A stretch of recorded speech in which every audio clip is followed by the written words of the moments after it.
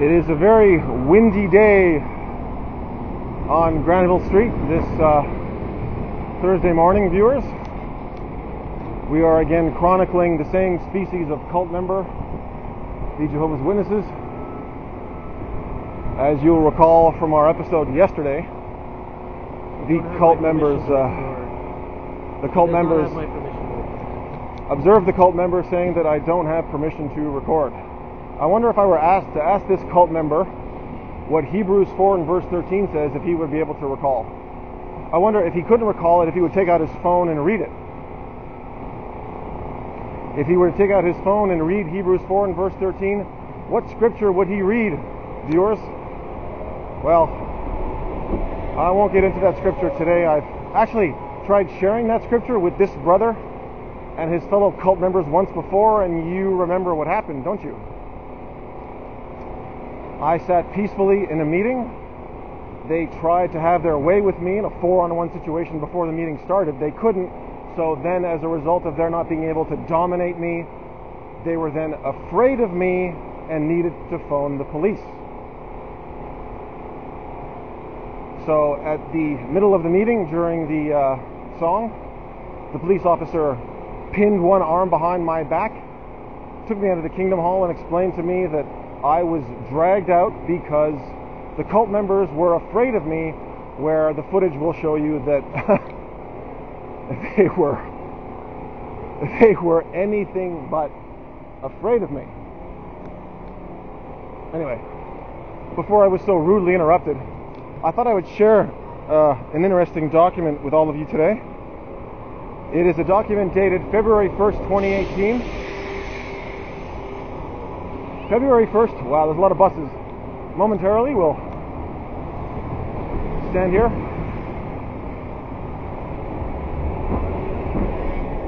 See, this is good for the cult members, that there are food trucks, and there are security trucks, and there are a lot of buses on this street. So they don't even really have to worry about talking to anyone, because who wants to talk when they have to compete with the noise of food truck motors? I think that's a brother right there too, isn't it?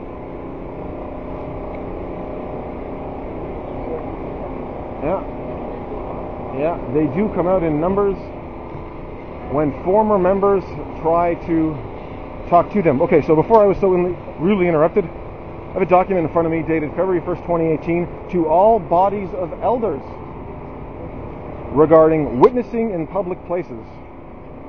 This is going to get really boring, you guys. I'm going to read to you now. Selecting suitable locations, site permission and insurance coverage, public witnessing equipment, determining who may participate, providing practical training, displaying literature, use of electronic devices, special metropolitan public witnessing, schools and universities, nursing and retirement homes, and harbor witnessing. Dear brothers, this letter replaces, what a surprise, the cult members once again had wrong expectations about their public witnessing. This letter replaces the letter dated October 14th, 2016, to all bodies of elders. See, the cult member is trying to project that I'm making it hard for them to talk.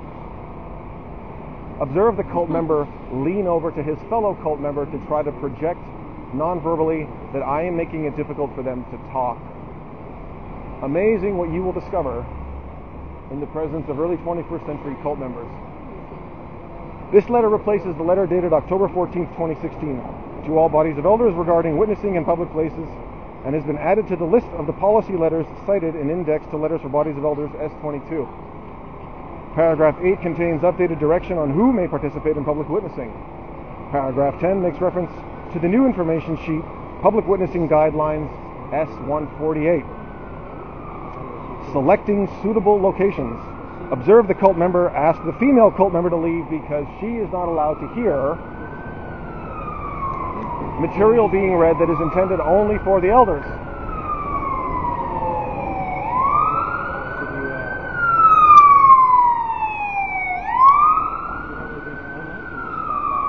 After consulting with the other elders, the Congregation Service Committee will make the final decision as to specific locations for public witnessing.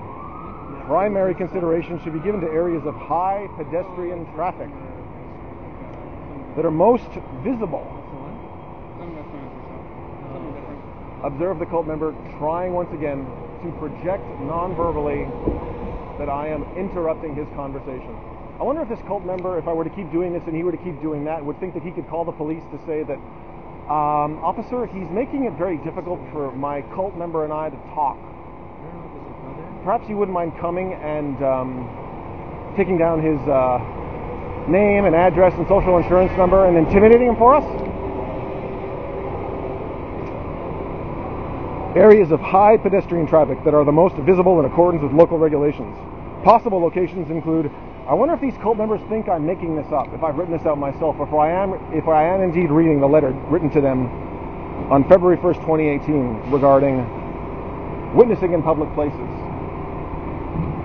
I wonder what these cult members are thinking about the fact that I have my hands, my disgusting, filthy, apostate hands, on this letter. Possible locations include transportation hubs, public squares, parks, busy streets, shopping malls, college campuses, airports, and locations of annual events. See also new initiatives for public witnessing found in the July 2013 issue of Our Kingdom Ministry, pages 4 to 6. If the elders become aware of an opportunity...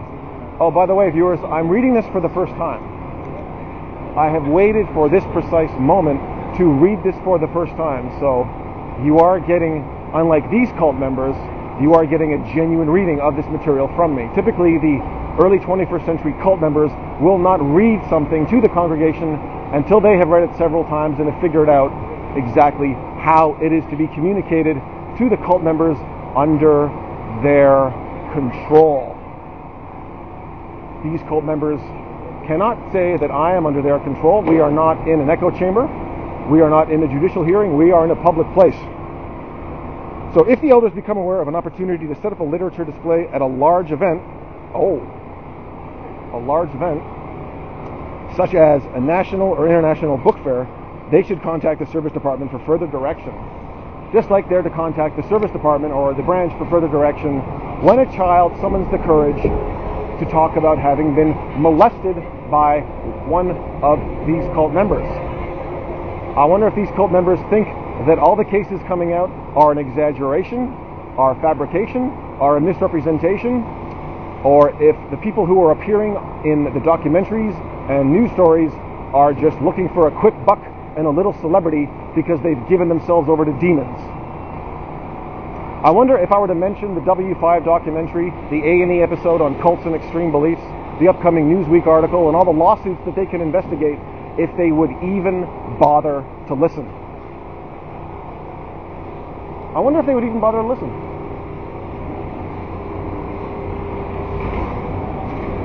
I wonder if they would even listen. Let's see if they'll continue listening to this letter. Well, they've already heard it, so I should wait for a sister.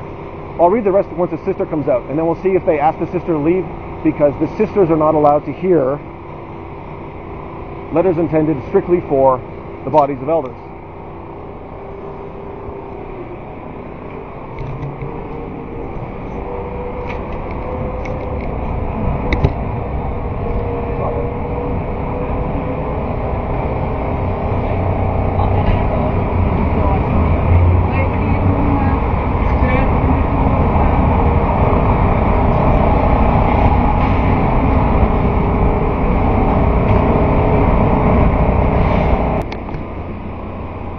So it's only been about 5 minutes since I turned the camera off, and a young gentleman walked by and gave me the heads up and said, straight up, cult. Give me his approval. I wonder if these cult members would believe me if I told them that yesterday I came out and was doing actually even less than this. I wonder if these cult members would believe me if I told them that yesterday I came up to the cart to take a piece of literature, didn't say a word. The fellow cult member reached for this device, forcing me to back away from him. And then he packed up his cart and he went right over there and he called the police. They called the police. Somebody called the police.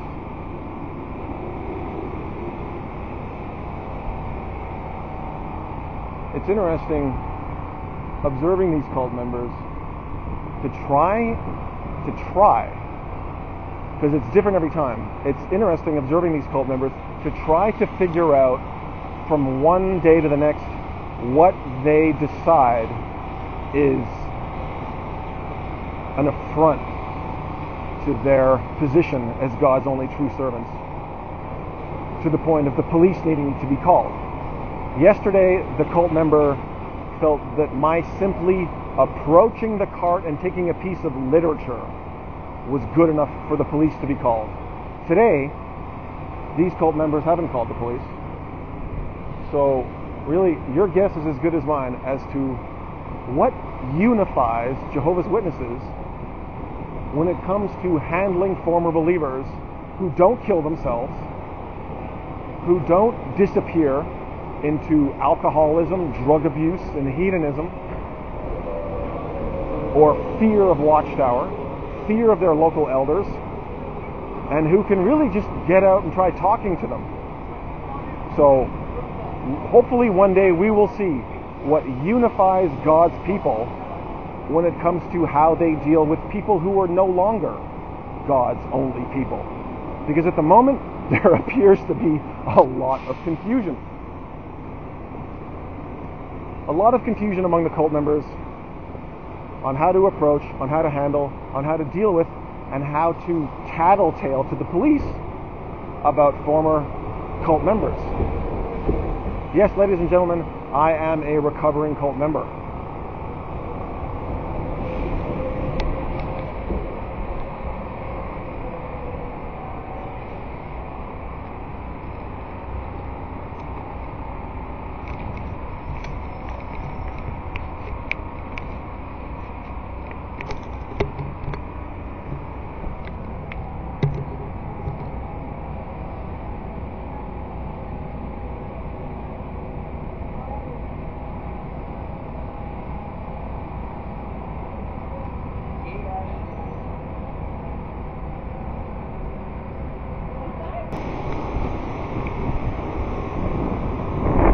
A sister has joined her fellow cult member, so I will resume reading to them from the February 1st, 2018 letter to all bodies of elders regarding witnessing in public places. Selecting suitable locations.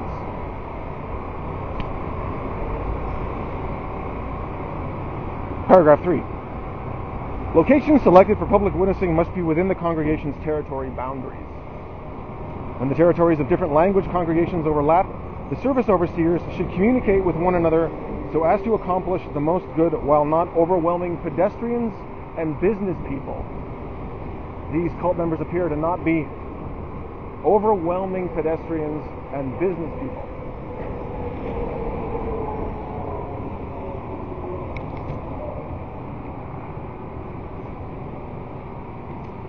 Site permission and insurance coverage.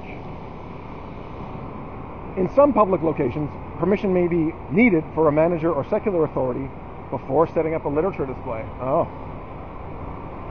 The sister is leaving. Is she leaving? Is this cult member pretending to need to go fix literature? Or is she...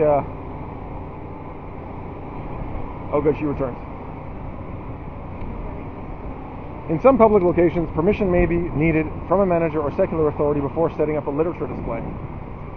The service overseer or someone else designated by the body of elders. I wonder if this cult member is on the body of elders and he gets to designate. I wonder if this cult member enjoys his place in Jehovah's organization, in the true and only God's organization, as one who has the authority to designate. The service overseer or someone else designated by the body of elders should determine what may be legally required in the way of permissions, permits, and insurance coverage. Any application to use a mobile cart or to set up a table or kiosk to display literature must be filled out in the name of an individual publisher, not in the name of the congregation. Interesting. Did you guys hear that? Any application, okay, I'm reading this for the first time, I promise you guys. Any application to use a mobile cart or to set up a table or kiosk to display literature must be filled out in the name of an individual publisher, not in the name of the congregation, any corporation used by the organization, or Jehovah's Witnesses. Oh my gosh. So these cult members, in obtaining permission to set up here, had to designate an individual to go out and put his neck on the line to ask for permission to set up. I wonder how he put it. I wonder how the cult member who obtained information to set up here on his own told the corporation or the entity, yeah, hi. So listen, my name is Brother Sucker, and I'm here. I'm here because I'm interested in seeing if it's possible for me, not Jehovah's Witnesses. I'm here to see whether or not it's possible for me to get a permit so that I can set up in a public place to, just to draw people to some Bible-based truths about God's kingdom. Oh yeah, my name is so-and-so. Hey. Everybody with an earpiece looks like a cop, I don't know. Anyway, the reason that I'm stopping now to talk about this instead of continuing to read the letter is because, as you know, when individual Jehovah's Witnesses get themselves in trouble and assault, physically abuse, steal, engage in some kind of criminal activity, does Watchtower ever come to their aid? No, they have to handle those legal fees and that situation all on their own. So the reason I'm stopping now, because you notice when Watchtower needs to distance themselves from individual cult members, they will do that. And you'll see that Watchtower is basically breaking the speed record, distancing themselves from individual cult members, especially young children who get molested by fellow cult members.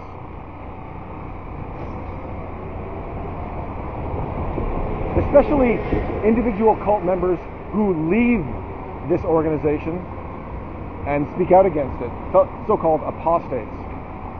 And even loyal servants of Jehovah who get in their hours, make it to all the meetings, comment, and set progressive goals for themselves, even they can expect to be distanced by a Watchtower as individuals should they get into any trouble as a result of engaging in the ministry. For instance, Brian Alston, Ron Peebles, Hagen, Joshua Tin, a couple of other brothers and sisters that I could bring a charge of some kind against: physical assault, violating my privacy, making threatening statements, grabbing personal property. If I were to go out of my way to really bring criminal charges against these people, Watchtower would not help them defend themselves. Those individual cult members would have to figure out how to come up with the money to pay the lawyers all on their own. See? Notice whenever a lawsuit is brought against an activist, it's always the congregation bringing it. See? Or it's the coordinator, or it's somebody on the service committee, so there's the backing of the entire congregation. But I wonder what would happen if I brought criminal charges against Ron Peebles for punching me in the stomach at Nordstrom's, right over there. Ron Peebles, Stanley Park congregation. Brian Alston, English Bay congregation, coordinator of the body of elders. I wonder if these cult members would believe me if I told them that both of them physically assaulted me, open and shut. Open and shut. And you saw me talk to police officers and explain what they did, and they all said, yeah, that's physical assault. That would be physical assault.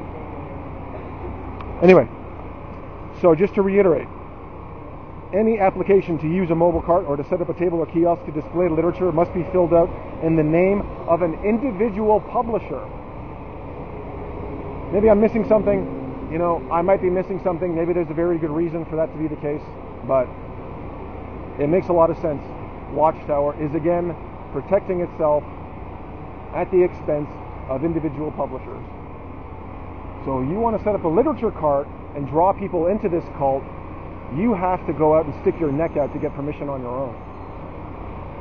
If a small administrative fee is needed in order to acquire space in a public area, it is to be paid by who do you think brothers and sisters, friends, viewers, if a small administrative fee is needed in order to acquire space in a public area, it is to be paid by Watchtower Bible and Tract Society. No. No, it is to be paid by the individual publisher, not the congregation, not a cult. Not a cult draining the love and the sweat and the blood and the tears and the faith and the conviction from its members. Not a cult. Repeat, not a cult.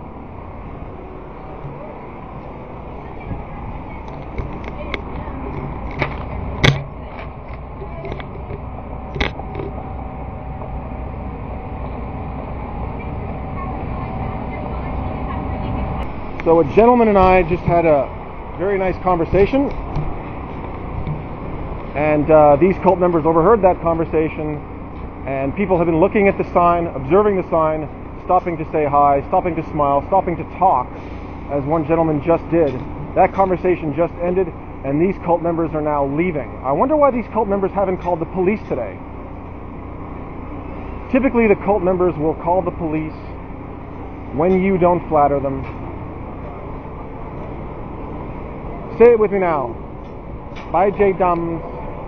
Bye, J-Dums. So that took about not even an hour, you guys. Not even an hour.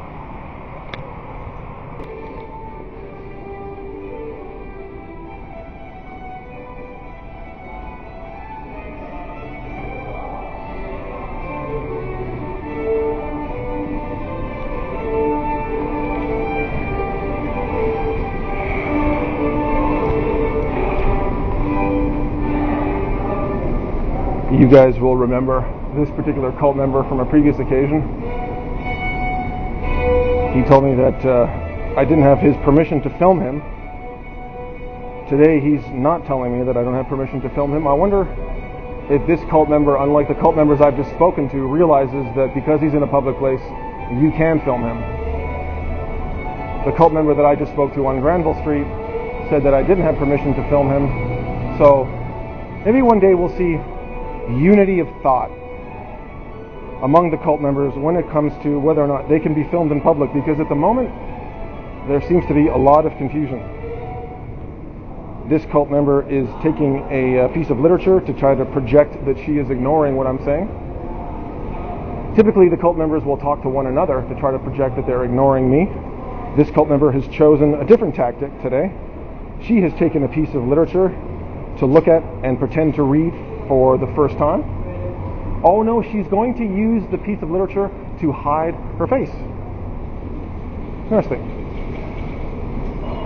I wonder if I were to mention Hebrews 4 and verse 3 to this cult member and remind her that all things are naked and openly exposed before Jehovah, if she would go, you know what, you're right. What difference does it make if I'm being filmed? What difference does it make if I'm being filmed and people are able to watch me on YouTube?